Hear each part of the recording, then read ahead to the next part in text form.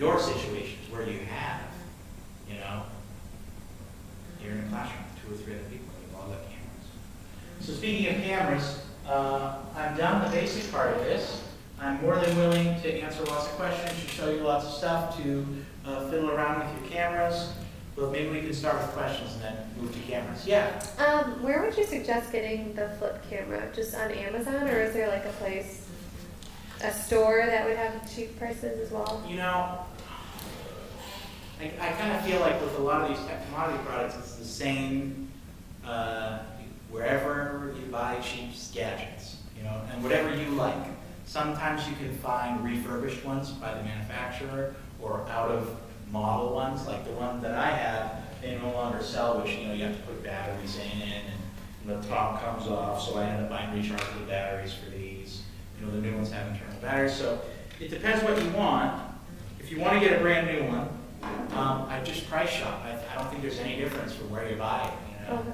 And I know Katie mentioned she bought I a... got mine refurbished on eBay for, I think it was $80 total with shipping. Oh, really? So that could be something, and your mileage may vary. You know, I feel like 10% of the time I buy something used or refurbished, even though it's supposed to be fine, it may not be fine. It may or may not come. So if you buy something refurbished from the manufacturer, it usually still comes with the warranty, you know, because they know they don't always refurbish it. Refurbished could be somebody bought it and returned it, and the manufacturer can't sell it as new legally, so they have to sell it as refurbished.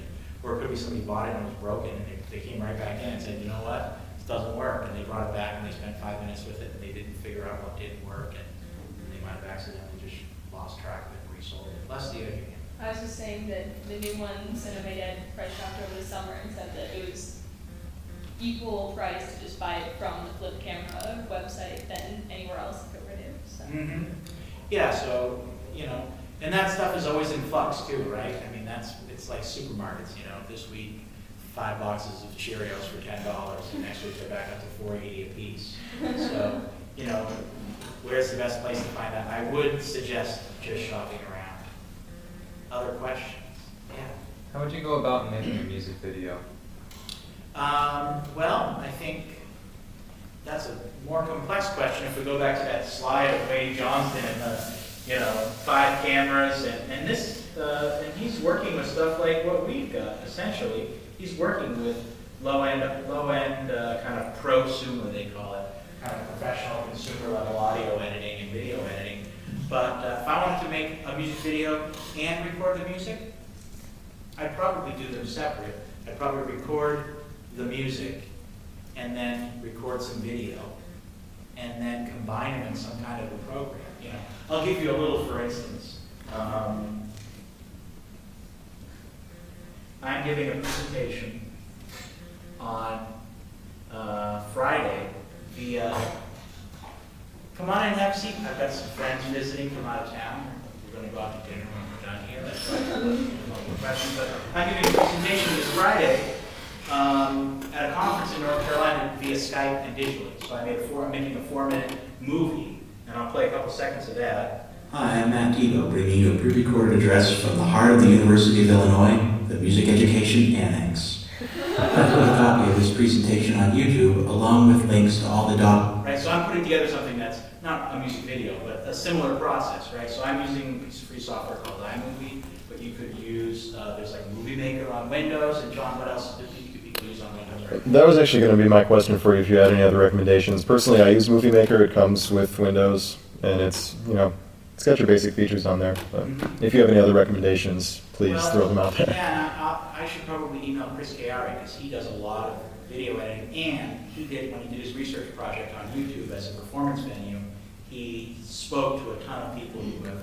multi-hundreds of thousands, and not all of them will reveal what they use. Sometimes it's like the secret sauce. Yeah, I was going to say, if you could get that out of him for Wade Johnston's editing tips, that would be golden right there. Wouldn't that be interesting? But he some of wouldn't those tell folks me. do share pretty freely what they do and how they do it, and other people feel like that's why people like it. It's like the trumpet player that had the napkin over his hand so you couldn't see what he was doing in Old New Orleans. So that would be, I mean, does that start to get at it? Most of these programs allow multiple video or audio tracks. Yeah, I've got iMovie because I have a MacBook, but this doesn't look like when I bring up iMovie. I know. This is an older version that I haven't bothered to learn the new version yet, so I still keep using it. So you still do the same thing on the new version? so- Yeah. And, but the new one I think is a little bit weird in a couple of ways. Like, it doesn't seem to have as much control over sound. But if you made the music somewhere else, you know?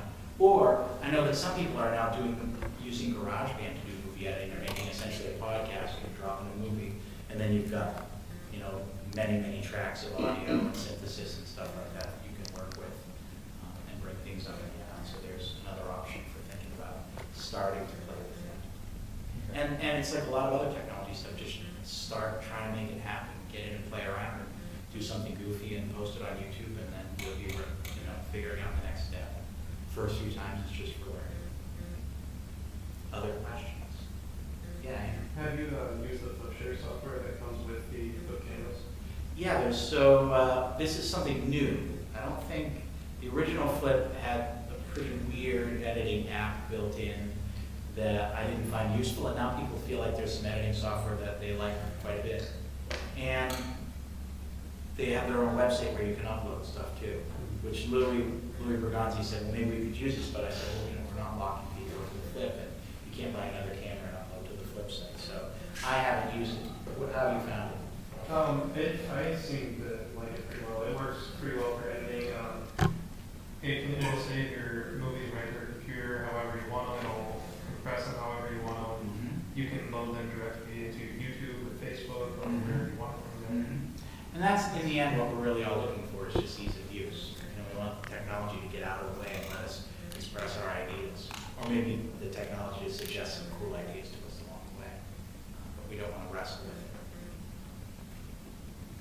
Other thoughts, questions, concerns? Have you all started shooting video yet in your classes? Yes, just as.